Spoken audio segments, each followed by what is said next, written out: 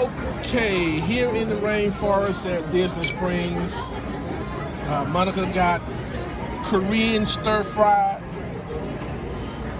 I don't know what that is.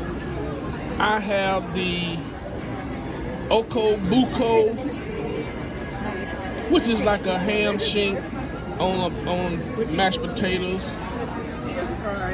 Doc had the same thing, and Betty has a wrap with fries and coleslaw. And the chicken hiding so much. Oh. I'm gonna cut into it and see what we're working with here. Oh man, it's so tender. It is so tender.